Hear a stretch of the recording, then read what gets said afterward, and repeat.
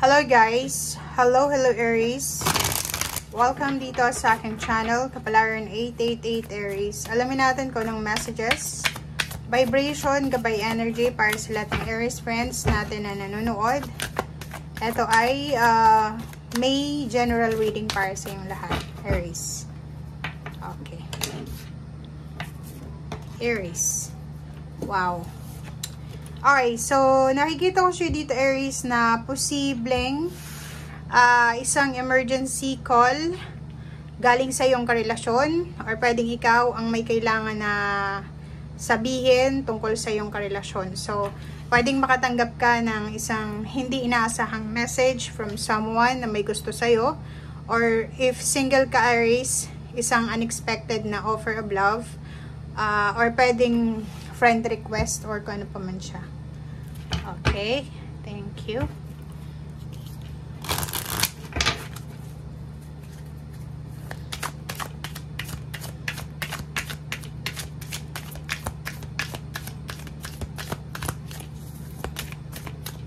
Okay, medicine woman. Wow. So yun, kung makikita mo dito, emergency call or letters or messages ang posibleng matanggap mo na pwedeng tungkol to sa pamilya or tungkol to sa relationship or kung kanino man na pwedeng magbigay healing sa mga emotional problems, burdens, or kano pa man. Okay, so may mga nakikita ko ditong mga magbabalikan. Pwedeng magkakabalikan na magkarelasyon. May reconciliation, apology, good news. Or pwedeng marami ditong mga magiging sobrang busy ka siguro. Dahil magiging busy ka sa pakikipag-usap. Pwedeng may mga pagbabagong magaganap. Lalo na kung nakaranas ka Aries ng mga pain and heartaches, medyo makakahinga ka ng malalim ngayon. So parang kung may kaaway ka, pwedeng magkabati kayo. Kung may mga obligations ka, posibleng medyo gumaan-gaan yung obligasyon mo sa buhay. Okay, Magician. Magician card, yun, isang magic to. So, isang magical na encounter, magical na pagtitipon, isang hindi inaasahang pag-uusap, hindi inaasahang letter. It's either hindi inaasahang letter, call, email, message, or kwento. Na pwedeng magdala sa'yo ng peace, magdala sa'yo ng freedom, magdala sa'yo ng excitement, magdala sa'yo ng motivation, ng determination, ng pagmamahal, ng ligaya, ng saya, ng positivity. Okay. May Aries din ditong may mga pinagdadaanan kayong emotional, financial problems, and then mga physical problems sa health. Nakikita ko sure dito na pwedeng yun yung magiging solusyon. Ang balitang yun, ang message na yun, ang letter na yun is posibleng tungkol, for example, kung may sakit ka or may nararamdaman kang masakit sa katawan mo, pwedeng may sagot na, may magbibigay sa iyo ng information sa gamot na pwede mong magamit. Or posibleng kung pera naman siya, may solusyon na sa pera na pinagdadaanan mo. Tingnan mo, diba?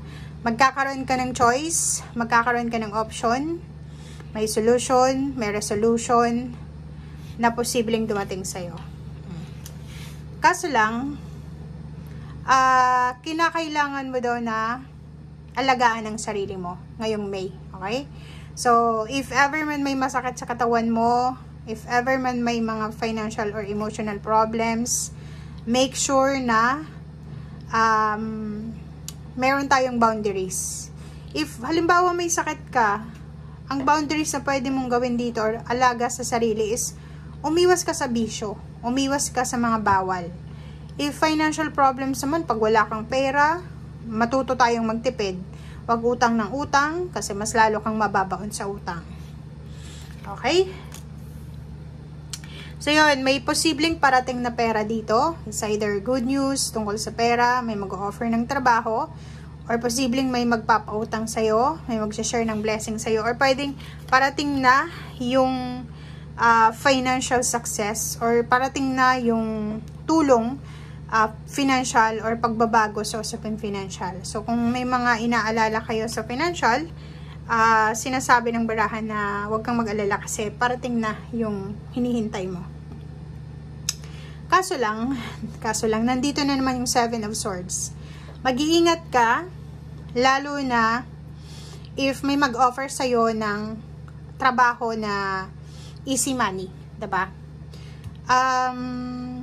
Isipin mo na this month of May, maraming good news na parating sa'yo. Maraming clarification, yung clarity, awakening, and maraming magic.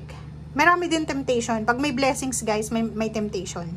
Ang nakikita natin dito is sa temptation siya. 7 of Swords. May isang tao na pwedeng i-tempt ka. Like, nangangailangan ka ng pera kasi may sakit yung pamilya. Nangangailangan ka ng pera dahil may kailangan kang bayaran. Tapos, etong taong ito, pwedeng mag-offer sa'yo ng easy money tactics or technique na pwedeng illegal or pwedeng hindi siya maganda para sa'yo. So, mag-iingat ka. Mag-iingat din yung iba sa inyo dyan, lalo na yung iba dito na dadalo ng okasyon ngayong Mayo. If ever dadalo ka ng okasyon, or may mga celebration, pwedeng birthday celebration, wedding, or wedding anniversaries, graduation, ngayong May, kailangan mag-iingat ka sa mga tao na makakausap mo. Kasi pwede ka nilang, i-sales talk or yayain sa mga bagay-bagay na hindi makakabuti sa'yo. Okay? Yun. Next card natin, Knight of Swords. Yun. So, yun yung iwasan mo ngayong May is yung mabilisan na income. Yung like may mag-offer sa'yo, alam mo, pwede ka doon, ganyan, ganito. Hindi mo pa alam kung ano yung trabahong gagawin mo. Nag-yes ka na, pumunta ka na doon. So, yun yung kailangan mong iwasan. Okay? So, nakikita ko sir dito, wag kang magtitiwala agad-agad ngayong buwan ng Mayo, especially kung yung taong yun is makikilala mo lang sa isang okasyon, sa pagtitipon or selebrasyon. Nakikita ko rin sa'yo dito na may family gatherings or pwedeng may mga magkikita-kitang magkakapamilya, may reunion, yun nga, may selebrasyon na pwedeng maganap ngayong buwan ng Mayo. Masaya. Sobrang saya, sobrang aapaw yung cups mo. Sobrang kang magiging harmonious yung pakiramdam mo, magiging balance yung pakiramdam mo. Kasi siguro matagal na kayong hindi nagkita-kita, ang posibleng magkita-kita. Parang ganun. May iba din sa inyo dito na yun na nga, may masakit sa katawan na posibleng gumaling or posibleng may mga relationship na posibleng maghilom. Okay? Thank you guys and see you again. Bye!